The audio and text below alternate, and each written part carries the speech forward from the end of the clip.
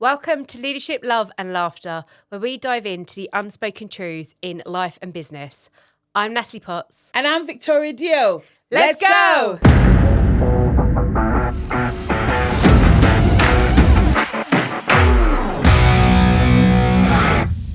Hello there, welcome to Leadership, Love and Laughter. My name is Victoria Dio and you are? Natalie Potts. What we're talking about today, Potts? The fear of success, failure, rejection, but I also think judgment's in there too. Okay. What you got to say about it? Ooh. It's a lot, isn't it? Yeah. I remember hearing Lewis Howes speak a few years ago in London, and he was saying around like dominant fears, and it's either like success, failure, judgment. But then like we've just said about rejection comes from that. So I've often thought about like which one would I default to, and mine's often been success. But then there's like it's got to be more depth than that. Just can't be like fear of success. Like what does that mean? Why do I say that?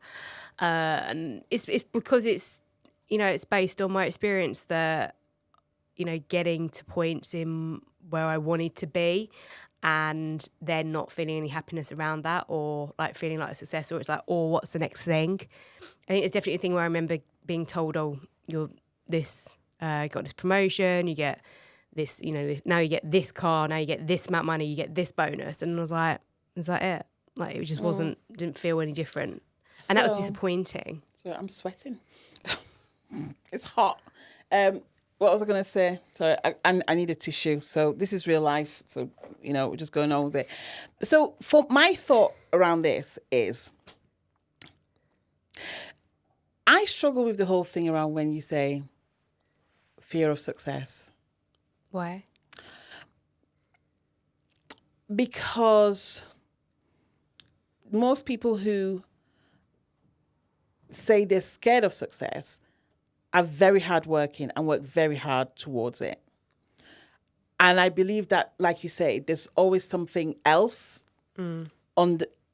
I think it's almost like a very polite, palatable way of saying I have fears, but not leaning into what the fear actually is. I think that, so the fear off of that, the success part is that I've got no challenging belief or drive to get my business where I want to get it to, but I had that fear that I won't be happy when I get there. It won't ever be enough. Completely. That's the bit and that's therefore it's like the self, like you often talk around the part of then you self-sabotage your own success with that, because you don't realise you're doing it. And that's probably, again, the depths of the fear is that I'm going to self-sabotage. Would I be aware that I'm even doing it? And what could that hold? As opposed to the success. 100%. Yeah, you're right. Because I think, because the thing is though, it's very surface level otherwise, isn't it? Right. And it just, when I hear it, and I'm not saying you in particular, because I've heard other people say it. Yeah. And I always go... Yeah, and you're right, like that definition wasn't, like I said, enough depth, was it, at the start? So yeah. But it's funny because I think years ago, I used to be such a people pleaser. Right. And I would be everywhere. So if you invited me to somewhere, I'd be like, yeah. It, like, literally, I'd never even think to see if I was available or not. I would be like, yeah. And it's taken me a long time to really learn to say no, or to give, what's the word? Tentative responses. So we got told about a book launch recently. And I saw you respond saying, yep, I can go. Yep. And I was like, oh, that seems nice. And I stopped myself and I was like, if I'm available, I'll go. And I have to really. So for me, it was more around I don't know if it was judgment, or the fear of missing out as well. Like, I always, I actually, when I went to boarding school, and I always used to get punished because I wouldn't take siesta because I was scared of what I'd miss out on. Do you still see that happening then? Like that, it's interesting, isn't it? Does that still show up? A fear of stuff? Not so much anymore for missing out. My biggest fear, and I think you asked me this the other day, My biggest, sorry, I have to sort my face out because I feel not makeup, just like tissues. It's so, if people can understand how hot it is, I'd love to tell you the date so that when you come back, you can actually go, oh, it was that day. Yes, it is hot. And we can't have the fanning in here, can we? Nah, because it'll just blow noise. But for me, I think my biggest fear is more around knowing my purpose, which I know without a doubt, and not achieving it, not doing the work that I'm here to do. Yeah. And, you know, it should be so simple, but it's not. You know, it should be so simple. It should be like, okay, you know your purpose. You decide that you're going to make a business out of your purpose. And then you go away and you build a business. And because it's your purpose, it should be fine. And it's not. There's a lots of highs and lows and twists and turns and learnings and everything else. And I think my biggest fear is when I look at it, I think I know this is what I'm meant to do. So there's no question about whether you're going to do anything else. So are you going to fulfill what you're here to do? And that's like massive, isn't it? I know. It is. I know. And again, sometimes if it's important to say stuff like that, it's like, oh, well, no, it's like that is huge.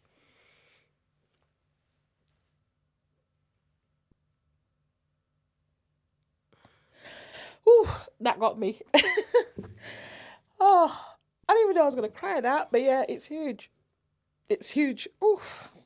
You all right? Anyway, yeah, I'm fine. Bring a bit of drama to the podcast. We are raw. We say we do always say this is us. Yeah. Oh God. Yeah. But it's real. It's you look at it and you think, oh my God, it's like in the Jerry Maguire film at the end. I always put everything to Jerry Maguire. Someone said the other day, they said, what do you do to get in sales mode? And I was like, do you really want to know? And they said, what do you do? And I was like, I jump around my living room and I shout, show me the money, Show like me the Jerry money. Maguire, because it gets me in a certain state, and state is everything. Not that you complete me. Yeah. Not that you No, complete God, me. no, not that stuff. That's like, blimey, I'm not that soppy. Need you complete But the bit at the end with Cuba Gooding Jr. is like, I wasn't going to cry. You got me. Oh, God. I'm that person. Yeah. I'm not going to say I'm Piers Morgan. I prefer to be that one.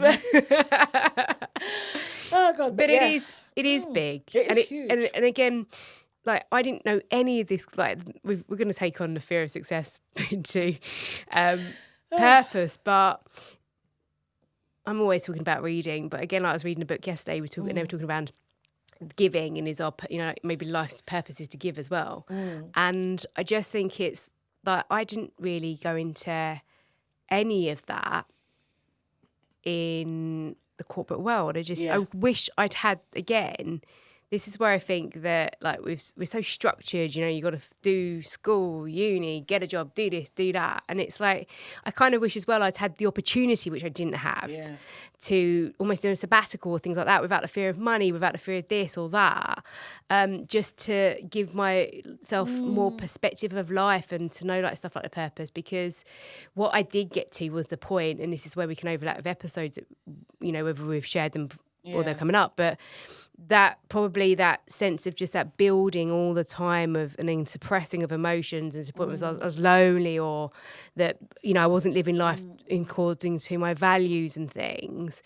But also the purpose is a huge part of that. And this is where it is relevant to everybody, because I just hadn't leaned into what is that. Therefore, like, and you have a very strong focus on, like you've just said there, and wanting to fulfill and have life of purpose. Like, that's massive to explore. It is, but here's the thing, right? It's like, just because. So here's the thing. So your life is your life, and just because you didn't get that perspective doesn't mean there's anything wrong with it. I got told about my gift in my 30s, and I literally sneered at it and walked away. Why? Because you didn't know it was your purpose. Like I know you've spoken about this before. yeah, so it's like you get told, well, this is you, and you're like, and at the time is I was very successful. Like I had the car of my dreams, I had the home of my. I didn't need anything, so what was I leaning into? You know what I mean? And that's why my journey was like everything had to be taken away from me for me to then pay attention to it.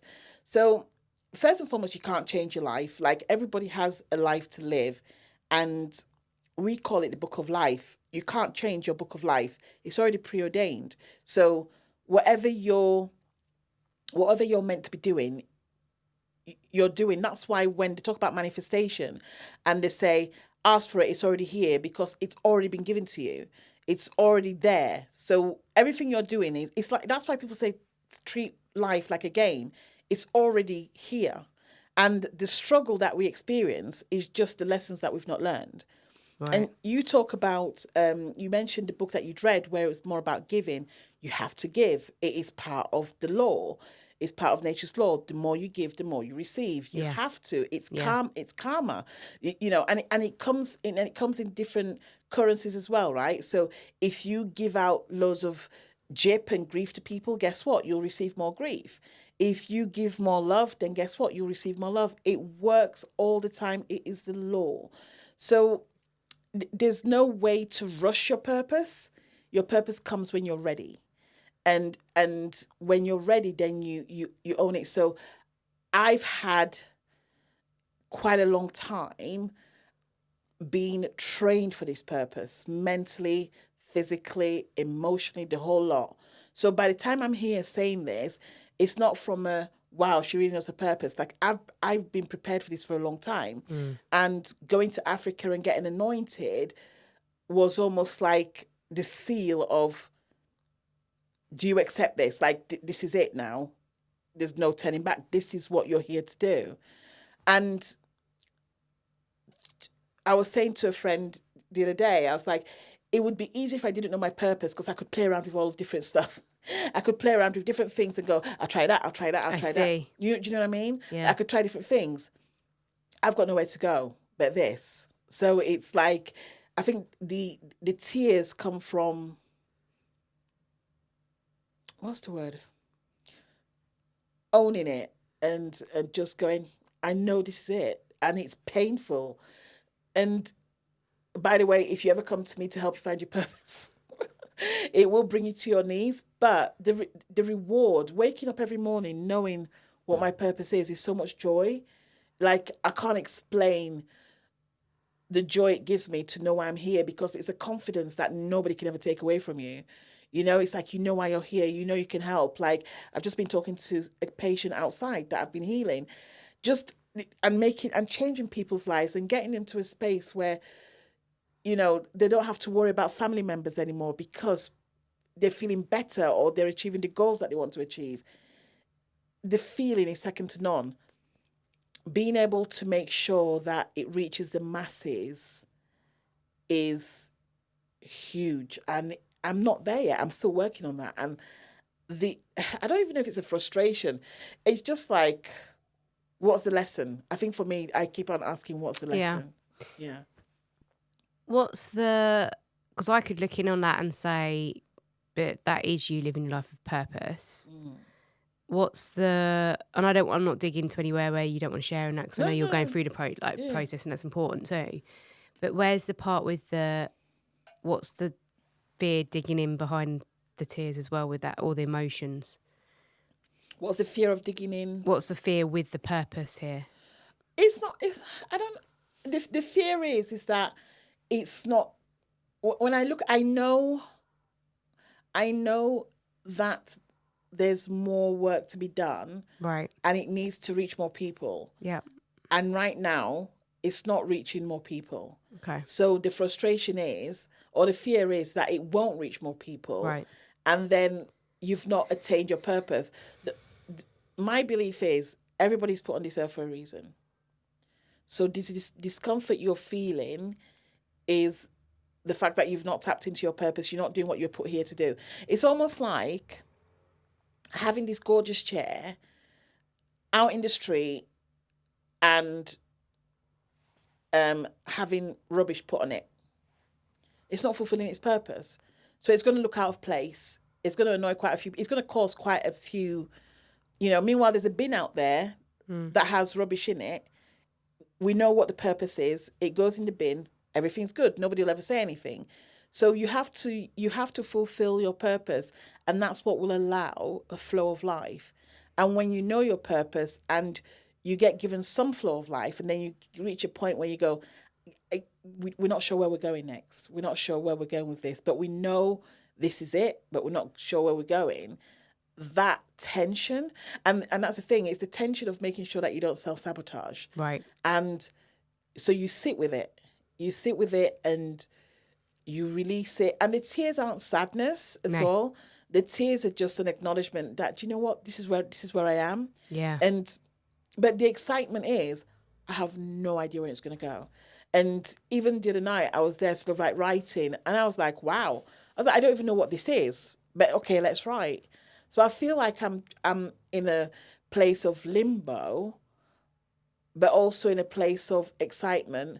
But everything I go through, every single piece, whether it's good or bad, I know I'm experiencing it, first and foremost for my lesson, but also so that when somebody else is going through it, I can be their guide to make sure that they can go through it with some dignity. Some people could argue, though, that where you just alluded to helping clients with their purpose and, even staying everything, and I heard you outside, surely that is you living your purpose versus is there something with that having to be for the masses with you? What's the gap? The gap is making it palatable so that people can have it and stuff. Right. Does that make sense? So that putting it in a way that people can have it, because people, it comes back to, you'd probably look at it as in messaging and stuff, but it comes back to people not everybody's dying to find out what the purpose is. No. They're not. No. Like when you say it, they're like, yeah. But people want to make money. People want to make more money. People want to have better relationships. People want to, create more powerful relationships and more opportunities, etc. And it comes, it's all intertwined. So if you look at like you've mentioned books here that you've read, and we've both read different books from different authors, and some are very similar. We've also watched people online and stuff, and very inspirational people. They'll all tell you that they're fulfilling their purpose. They've got to that stage where they know that they're fulfilling their purpose. And a lot of them wouldn't be speaking much if they hadn't fulfilled their purpose, because it gives you a sense of, it just gives you a sense of being that unless you connect to your purpose, you just don't get it. But that doesn't mean that life is perfect. And people misconstrue purpose with perfection, and it's not. Actually, the opposite. The more you lean into your purpose, the more painful it becomes. Loads of P's there. But, the more painful it becomes, because then you get challenged to get to another level and another level, because, okay, so where else do we go? Because your purpose is infinite. There's no end, but you have to, when you're in your purpose, you have to definitely roll that purpose out. And it doesn't necessarily always have to be your business either. So it could be that, your purpose could be feeding the streets, and if you're not feeding the street, then you'll feel the discomfort. And the discomfort for me is it's not reaching the number of people that it needs to reach. And the how is none of my business. So I keep on doing what I believe needs to be done, take all the action, be productive and everything else. And then I formulate something, and it's just sort of like, seeing what works, putting it out there and seeing what works. But that's a journey, and that's what I love about it as well. Yeah. How are you going to know when you are living you are achieving that purpose?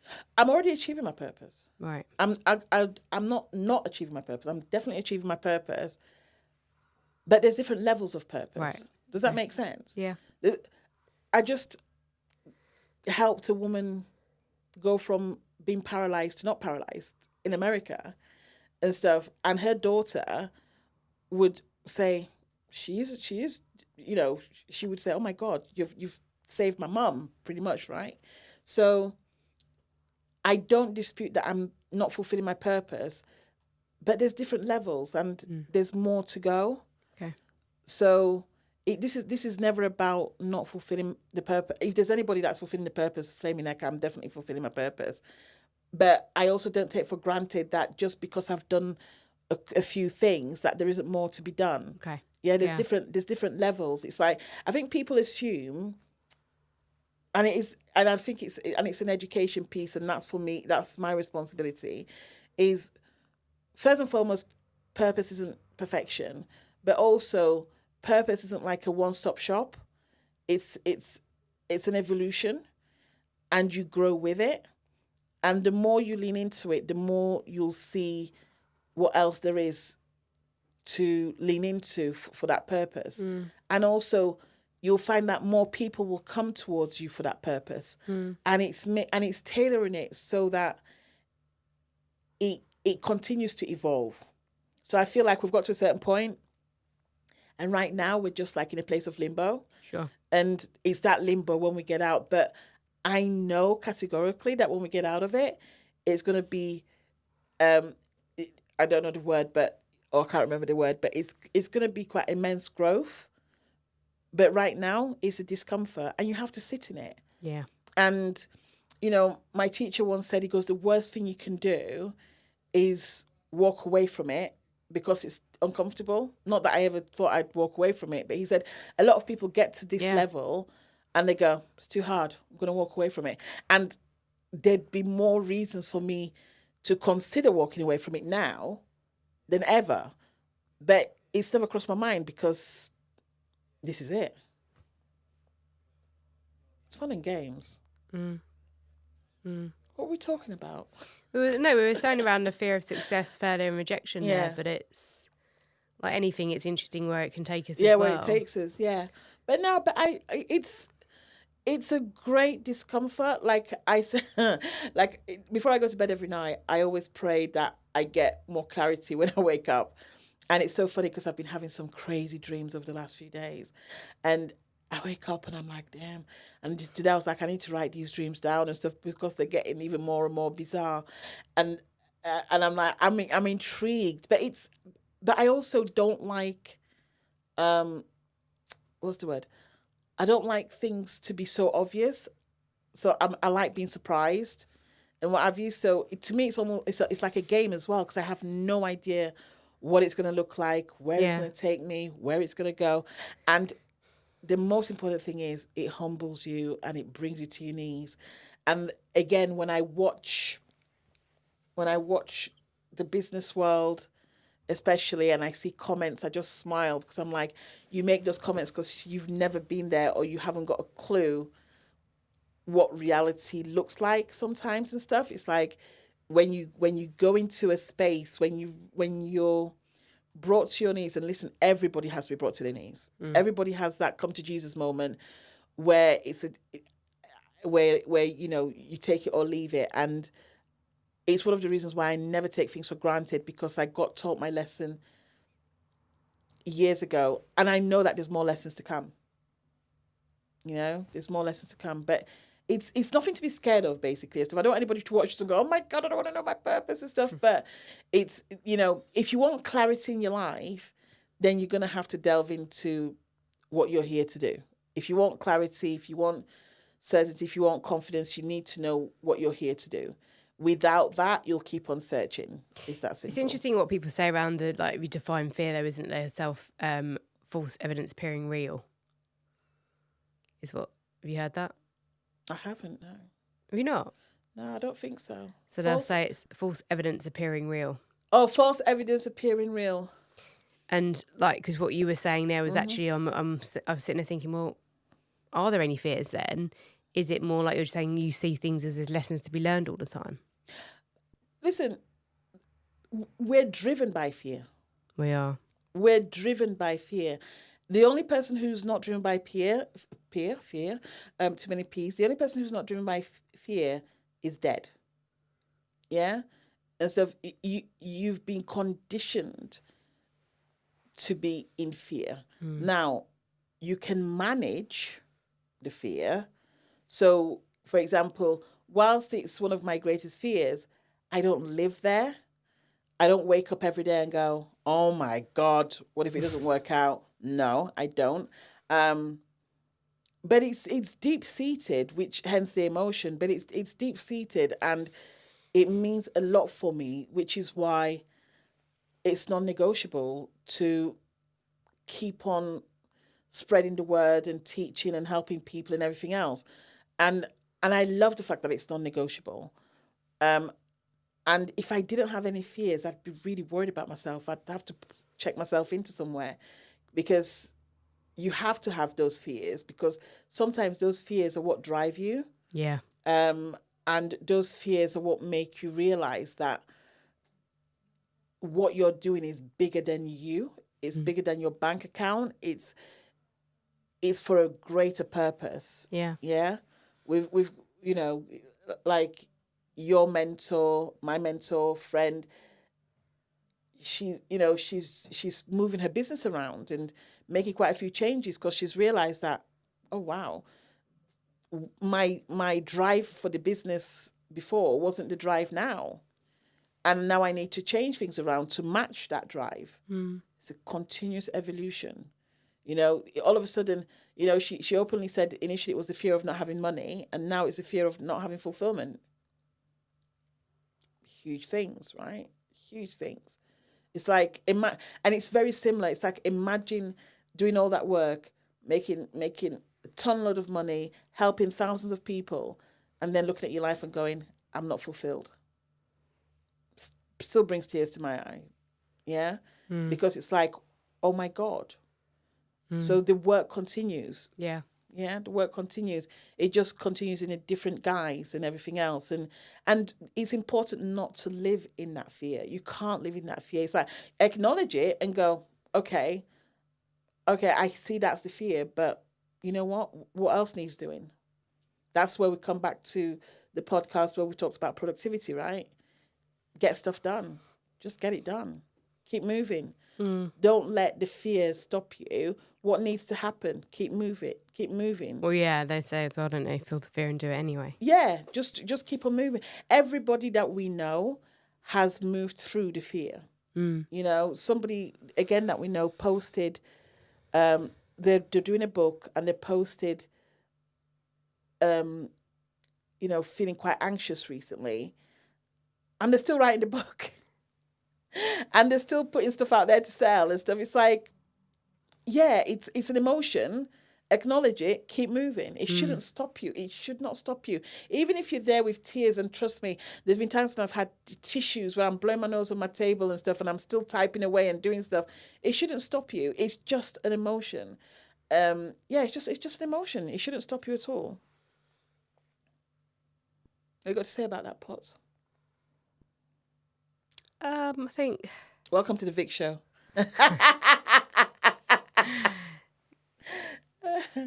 There's lots to consider. I think it's important that, again, we kind of go back to a lot today, especially around the don't suppress emotions, like feel that uncomfortable, lean into that, it's okay, like feel the fear, but like don't stop moving forward and doing something around that.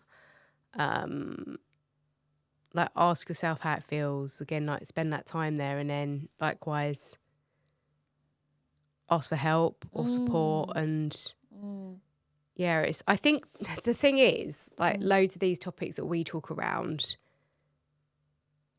are surface level, how people can talk about them or deal with them, and they don't really get into the depths of questioning things behind them, asking tougher questions of themselves. People don't do that enough.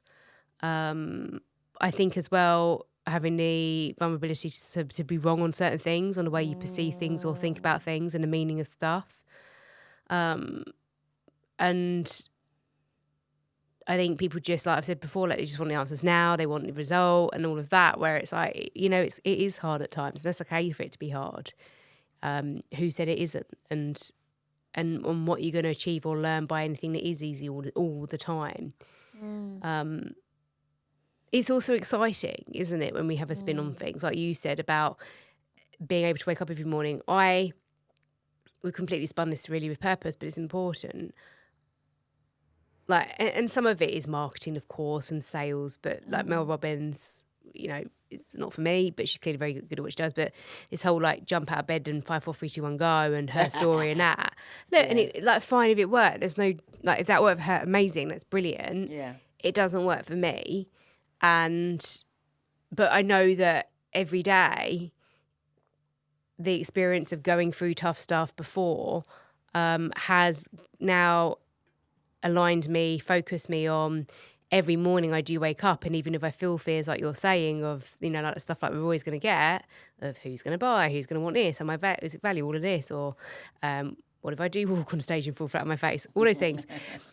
But I choose to do this, and I am able to wake up every day, and that feeling I have of being able to make a difference and do what I love and have a sense of meaning to what I'm doing is, sometimes I don't think we always have to have everything so tangible as well, or everything with the answer to it. Like we can just say, like intuition, like I just feel that, and that's okay. Yeah. And I wake up every morning grateful. Like you put something out this morning about being grateful and gratitude. Like that's huge, gratitude. And also like you've said there on how things can evolve and change. And again, that's okay as well. Like there's no script to this. It's like I sometimes say to people, like, this isn't a dress rehearsal life. This is it. So do it and crack on with it and stop putting stuff off, or when you're ready, or I'm just bringing everything together, or whatever you're doing, just do it. Yeah. It comes from I'll go back to the little girl syndrome, which riles me no sense. I think sometimes we turn into children where we become petulant and stuff, and it's almost like we're waiting for permission to do stuff. Yeah. And actually, you've got yourself so far, just carry on. A lot of people come into my free group and they have to answer a question, and a lot of them go, "Oh, I want more resilience. I want more resilience." I'm like, if you've got this far at this age, you are resilient. You know what I mean? Like, you've gone through so much. Maybe we don't know about it, but it's fair play to say that you've not got to, you know, your late 30s, early 40s without going through some stuff.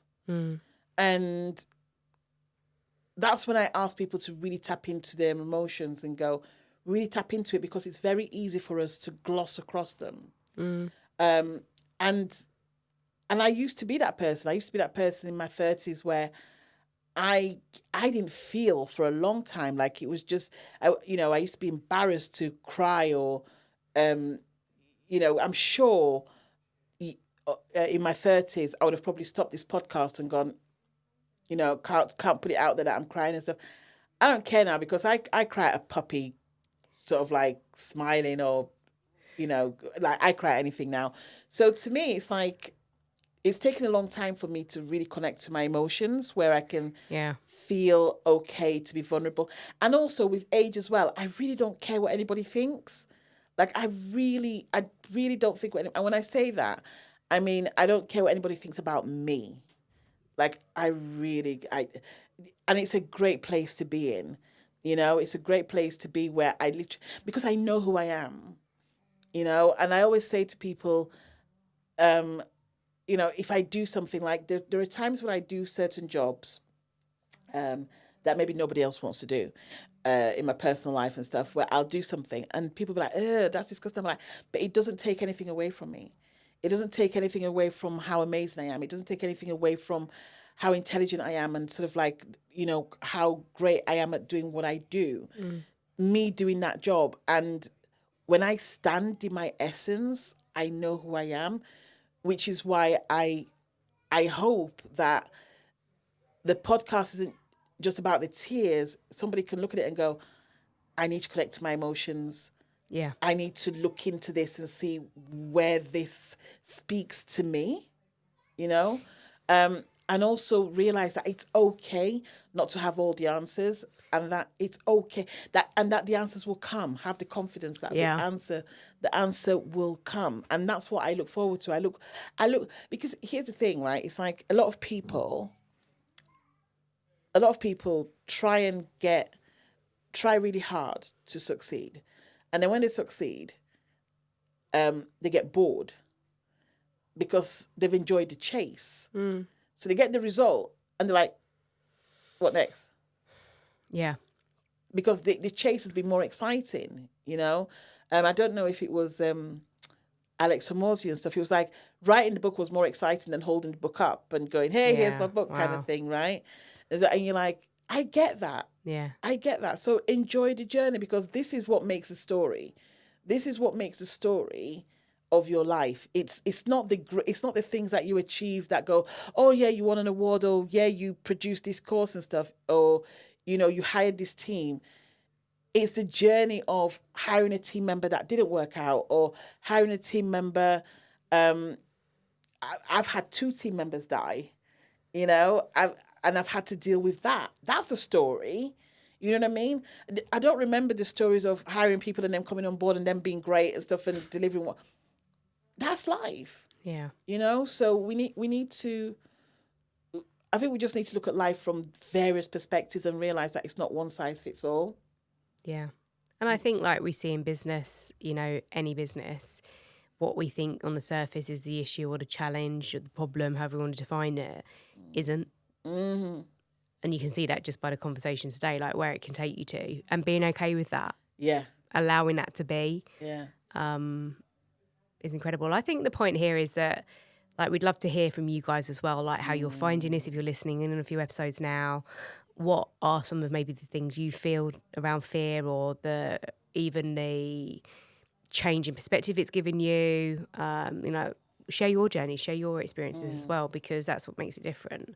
And allows us to then know where to take the narrative, where to take our learnings, so we have the best material for you. Yeah, it's ongoing. Thank you. Thank you. And we'll speak to you soon. Take care. Thank you for listening. If you know someone who needs to hear this, please share it with them, and we would love you to subscribe. Remember, the insights shared only have value when you take action.